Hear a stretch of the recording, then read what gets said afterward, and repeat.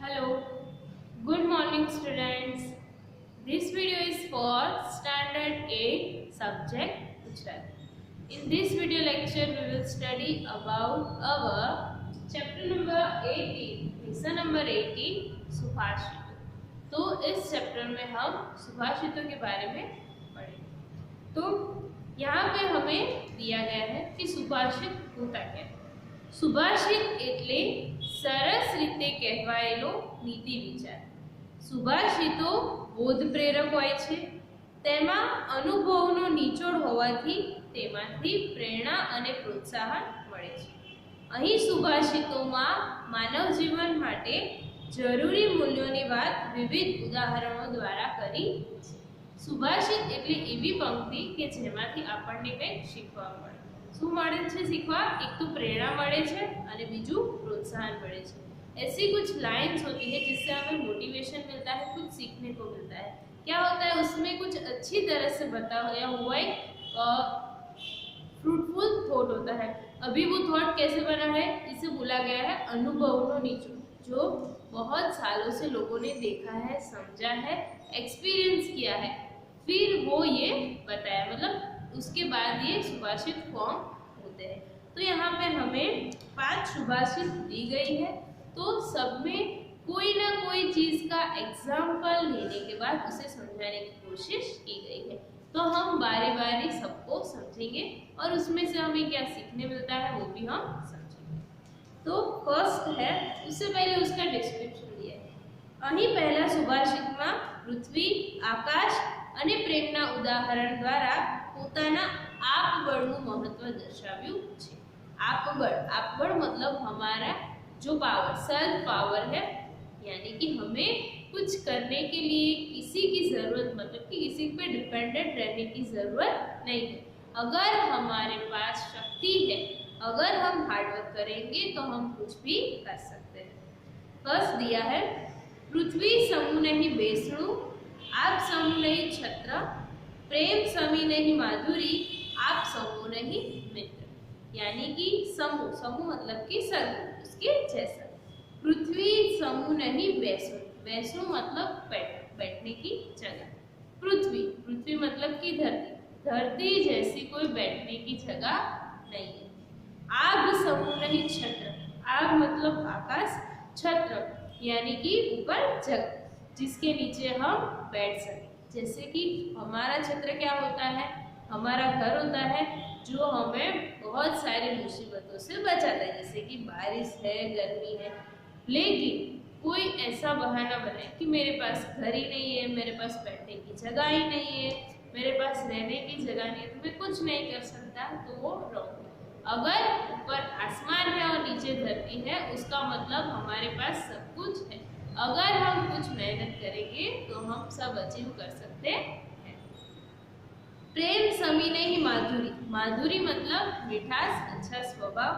तो अगर हम किसी को प्रेम दें या तो प्रेम से बातचीत करें, कोई भी काम प्रेम से करें, तो उसके जैसा दूसरा कोई भी मिठास वाली चीज नहीं है।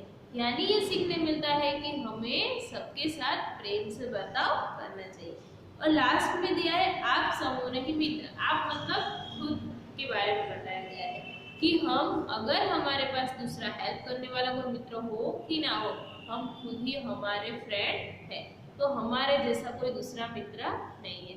तो इसीलिए ये सुभाषित में अपने बारे में बताया गया है कि आपबड़, हमारे पास जो शक्ति है उससे हम कुछ भी अचीव कर सकते हैं, हमें किसी पे डिपेंडेंट रहने की जरूरत नहीं है। हमारे पास ऊपर आसमान की छत हो, नीचे धरती हो, हमारे पास खुद सेल्फ कॉन्फिडेंस हो, हमारे अंदर हमारे बर्ताव में प्रेम हो, तो हम कोई भी काम आसानी से कर सकते हैं।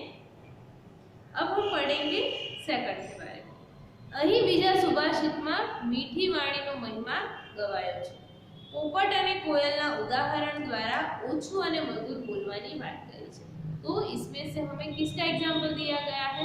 पोपट यानी कि पैरोट एंड कोयल। तो क्या बोलने की सलाह दी गई है? ओछू अने मधुर बोलवानी बात करी है, यानी कि हमें कम बोलना चाहिए और कैसा बोलना चाहिए, मधुर, यानी कि अच्छा बोलना चाहिए, किसी को सुनने में अच्छा लगना चाहिए, कड़वी बातें या तो बकवास बातें नहीं करनी चाहिए। तो ये सुभाषित में किसका महत्व दर्शाया गया है, मीठी वाणी। मीठी वाणी मतलब ऐसी वाणी जिससे दूसरे को ठेस ना पहुंचे। पोपट कोयल बोले थोड़ू पण लागे भलू, यानी कि जो पोपट और कोयल बोलते हैं बहुत ही कम बोलते हैं, फिर भी हमें वो सुनने में अच्छा लगता है। हमें लगता है कि ना इसको हम सुनते ही रहे, क्योंकि वो बहुत ही कम बोलते हैं पर इतना मीठा बोलते हैं कि हमें वो पसंद आता है। वृथा घुमावे तोल बहु बोली ने डेढ़ को। वृथा, वृथा मतलब व्यर्थ, बिना कोई काम का। तोल, तोल यानी कि वैल्यू, कीमत, यानी कि जो डेढ़ को मेंढक है वो टा टा टा टा बोलता ही रहता है, बहुत ही ज्यादा बोलता है, लेकिन कोई काम का नहीं है। वृथा है, व्यर्थ है, यानी कि वो बहुत सारा बोल बोल करता है तो उसकी वजह से उसकी वैल्यू बिल्कुल ही कम हो जाती है। तो इसीलिए हमें समझाने की कोशिश की गई है कि हमें कम बोलना चाहिए, पर ऐसा बोलना चाहिए कि जो कुछ काम का हो और दूसरे को सुनने में अच्छा लगे। अगर हम बिना कामकाज की बकवास करते ही रहेंगे तो हमारी वैल्यू बिल्कुल ही डाउन हो जाएगी, कोई उससे सुनना पसंद नहीं करेगा। अब हम पढ़ते हैं तीसरी सुभाषित के बारे में। અહીં ત્રીજા સુભાષિતમાં સતત પ્રયત્ન કરીને આગળ વધવાની વાત થઈ છે। જેમ ભણીને આગળ વધતા પંડિત થવાય છે, લખતા લખતા લહિયો થવાય છે, તે જ રીતે થોડું થોડું ચાલતા લાંબો પદ કપાય છે। यानी कि कंसिस्टेंसी के बारे में बात की गई। हार्डवर्क भी करना है लेकिन लॉन्ग टाइम तक करोगे तभी आपको अचीवमेंट मिलेगी। तो यहाँ पे किसके बारे में बताया गया है, कंटिन्यूअसली एफर्ट्स करने से हम सक्सेस हो सकते हैं। तो क्या बोला है कि जेम भणी ने, अगर हम कंटिन्यूअसली पढ़ते ही रहेंगे तो हम पंडित बन सकते हैं। दूसरा, लखता लखता लहियो, लहियो मतलब जो लखવાનું कार्य करे छे ते, यानी कि कंटिन्यूअसली लिखते रहेंगे तो हम लहिया बन सकते हैं। तेज रीते थोड़ू थोड़ू चालता लांबो पद कपाय छे। पद, पद मतलब कि रास्ता, यानी कि अगर बहुत ही लंबा रास्ता भले ही ना हो लेकिन हम थोड़ा कंटिन्यूअसली चलते रहेंगे तो चाहे कितना भी लंबा रास्ता क्यों ना हो हम उसको काट सकते हैं। यानी कि हमारा जो डेस्टिनेशन है वो कितना भी हार्ड या डिफिकल्ट क्यों ना हो, अगर हम कंटिन्यूअसली कुछ एफर्ट्स करते रहेंगे तो हम श्योर वहां तक पहुंचेंगे। भणता पंडित निपजे लखता लहियो थाय, चार चार गांव चालता लांबो पद कपाय, यानी कि कंटिन्यूअस पढ़ने से पंडित बन सकता है कोई इंसान, बहुत ज्यादा लिखने से वो लहियो भी बन सकता है। चार चार गांव, गांव ये भी यहाँ पे एक मेजरमेंट है, उसकी वैल्यू होती है अप्रोक्सीमेटली 2.3 किलोमीटर जितनी, 2.25 किलोमीटर हम उसको बोल सकते हैं। तो अगर चार चार गांव भी हम चलेंगे तो भी हम कितना भी लंबा रास्ता हो उसको कट कर सकते हैं। अगर हम सोचेंगे कि नहीं ये लंबा रास्ता है हम उसको काट नहीं सकते हैं, उस पर नहीं पहुंच सकते हैं और अगर बैठ जाएंगे तो कुछ नहीं होगा, लेकिन चार चार गांव यानी थोड़ा थोड़ा सा भी आप चलते रहोगे तो एक ना एक दिन आप वहां तक पहुंच जाओगे। इसलिए हमें बताने की कोशिश की गई है कि अगर आपको लाइफ में सक्सीड होना है तो कंटिन्यूअसली आपको एफर्ट करते रहने चाहिए। अभी फोर्थ सुभाषित के बारे में दिया गया है। અહીં ચોથા સુભાષિતમાં મિત્રતાનો મહિમા ગવાયો છે। વેરના બદલે વેર રાખવાથી વેર શમતું નથી, પાપ સામે પાપ કરવાથી પાપ ટળતું નથી, મિત્રતાથી જ આ સર્વનું નિવારણ થાય છે। यानी कि किसके बारे में बताया गया है, मित्रता के बारे में। मित्रता मतलब सबके साथ दोस्ती से रहना चाहिए, दोस्त बन के रहना चाहिए। अगर कोई हमारे साथ दुश्मनी वाला व्यवहार करे और हम भी सामने वही करेंगे तो क्या हो जाएगा, हम दुश्मनी ही क्रिएट करेंगे। अगर कोई हमारे साथ बुरा बर्ताव करेगा और हम भी बुरा बर्ताव करेंगे तो फिर से वो बुराई करेंगे, यानी कि ये कंटिन्यूअसली चलता ही रहेगा। तो यहाँ पे हमें सजेशन क्या दिया गया है कि अगर कोई दुश्मनी से बात करता है फिर भी हमें उसके साथ दोस्ती ही रख के करना चाहिए, यानी कि क्या हो जाएगा, धीरे धीरे वो उसका जो दुश्मनी भाव है वो कम हो जाएगा। मित्रता थी यानी दोस्ती से ही ये सारी प्रॉब्लम्स का सॉल्यूशन आ सकता है। निवारण मतलब सॉल्यूशन। क्षमेना वेर वेरથી ટળેના પાપ પાપથી औषध सर्व दुखोनु मैत्री भाव सनातन। औषध मतलब दवाई, या तो हम सॉल्यूशन भी बोल सकते हैं। मैत्री भाव सनातन, सनातन मतलब ऑलवेज।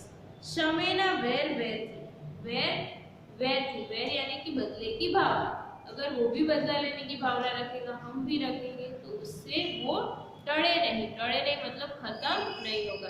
अगर वो हमसे बदला लेना चाहता है, अगर हम उसके सामने दोस्ती का हाथ बढ़ाएं, तो शायद ये हो सकता है कि उसको जो बदले की भावना है वो कम हो जाए और वो दोस्त बन जाए।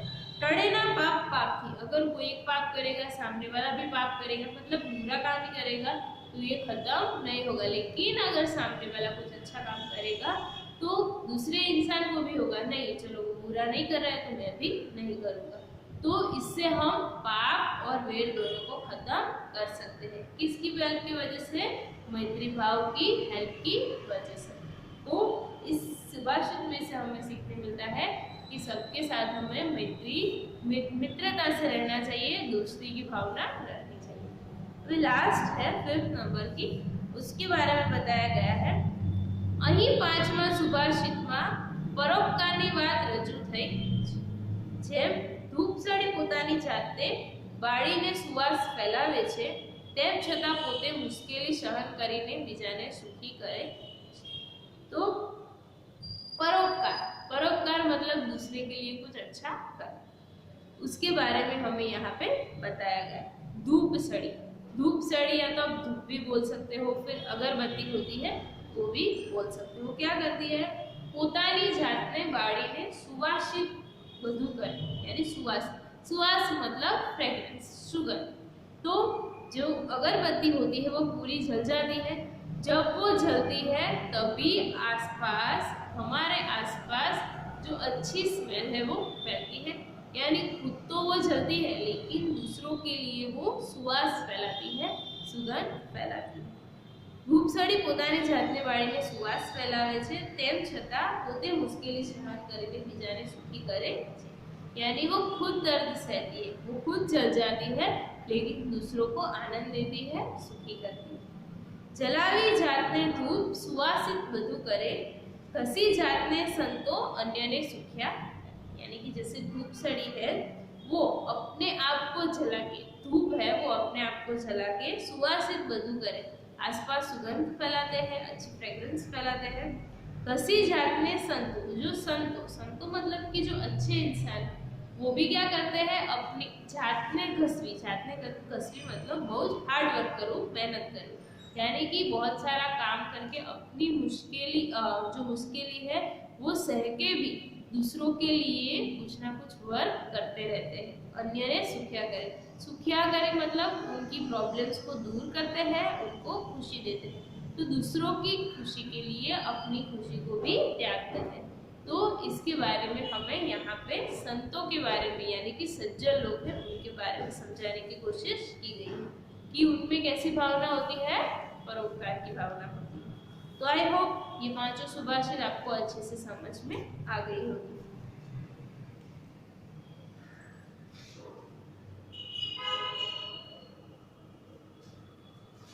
अभी यहाँ पे हम एक टॉपिक पढ़ते हैं जो शायद आपके एग्जाम में भी आ सकता है।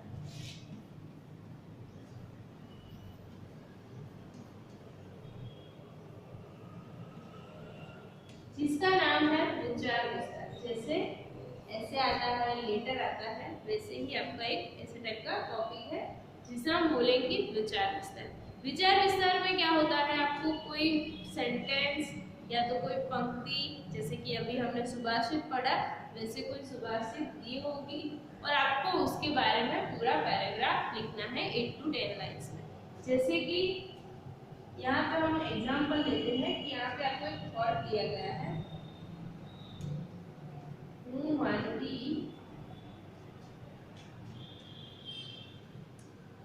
मानव थाव तो भंग।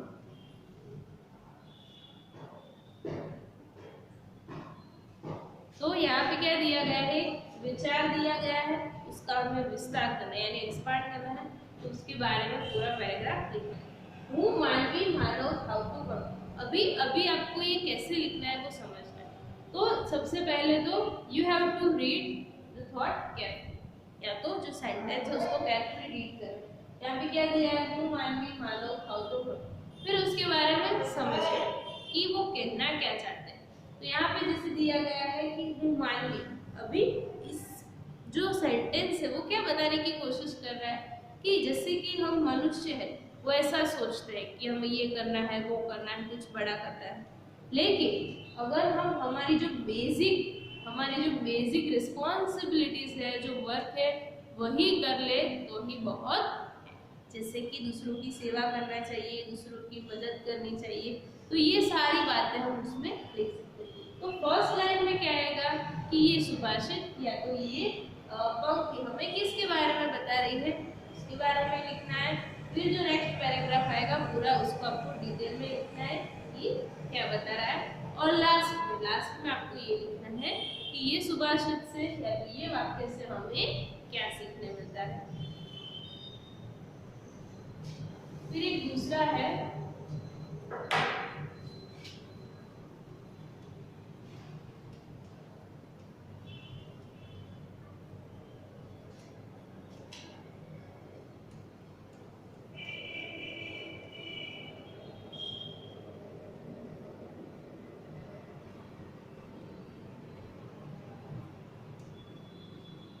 निशान चूक माफ नहीं माफ नीचू निशान। उसके बारे में हमें क्या पता चलेगा, निशान चूक मतलब निशान मतलब क्या है कि कोई गोल उद्देश्य जो हमने डिसाइड किया कि चलो हमें यहाँ तक पहुँचना है, ये एग्जाम को हमें क्रैक करना है, इतने परसेंटेज लाने हैं, ये काम करना है, इतने टाइम में इतना रीड कर लेना, ये सारे हमारे क्या होते हैं, गोल्स होते हैं जो हमने डिसाइड किए होते हैं। लेकिन कभी कभी ऐसा भी हो सकता है कि हम उसको अचीव नहीं कर सकते। निशान चूक वैसे अगर हम क्या बोल सकते हैं उसको, आर्चरी की लैंग्वेज में समझने की कोशिश करें तो जो आर्चर होता है उसको एक निशान या तो एक चिन्ह दिया गया होता है, एक साइड जहाँ पे उसको अपना तीर लगाना होता है। लेकिन कभी कभी क्या होता है कि वहां पर तीर लगता है तो हम क्या बोलते हैं, उसका निशान चूक गया, वो निशान चूक गया। हाँ, तो सेम टू सेम वही समझना है कि हमारा जो गोल है हम उसको अचीव नहीं कर सकते। हाँ, तो वो माफ है मतलब कि चलता है कि अगर आपने कुछ डिसाइड किया और वहां तक आप नहीं पहुंच पाओगे तो वो कोई प्रॉब्लम नहीं। हाँ, हो जाता है कभी कभी सिचुएशन ऐसी होती है या तो हमें कुछ ज़्यादा एफर्ट करने की ज़रूरत होती है, तो इसमें कोई गलत बात नहीं है। लेकिन गलत क्या है, नहीं माफ, यानी नहीं माफ मतलब कि जो रॉन्ग है, मतलब कि अच्छा नहीं है, क्या है, नीचू निशान मतलब कि जो गोल है हम उसको अंडर एस्टिमेट यानी अंडर डेवलपमेंट, जैसे कि ये 90% हमारा गोल है लेकिन हम ये सोचेंगे अरे मेरे से तो 90% आएगी नहीं, मैं तो कभी अचीव कर ही नहीं पाऊंगा, मैं अपना गोल 70% का ही रखूँ। तो ये क्या हुआ, नीचू निशान, यानी पहले से ही आप ऐसा सोचोगे कि मैं वहां तक पहुंच ही नहीं पाऊंगा, मैं यही करूंगा, तो ये हम उसको माफ नहीं कर सकते, यानी कि ये सही बात नहीं है। तो જીવનમાં હંમેશા આપણે ઊંચું ધ્યેય રાખવું જોઈએ। ભલે આપણે ત્યાં પહોંચી ના શકીએ પરંતુ આપણે ત્યાં પહોંચવાનો પ્રયત્ન તો કરવો જ જોઈએ। हमें गोल 90% का ही रखना है, भले ना फिर एग्जाम में हमें 70% आए, उसमें कुछ गलत बात नहीं है, लेकिन आप पहले से ही ऐसा सोचोगे कि नहीं मुझे तो 70% ही लाने हैं, 90% में तो कभी मैं पहुंच ही नहीं सकता, तो ये गलत बात है।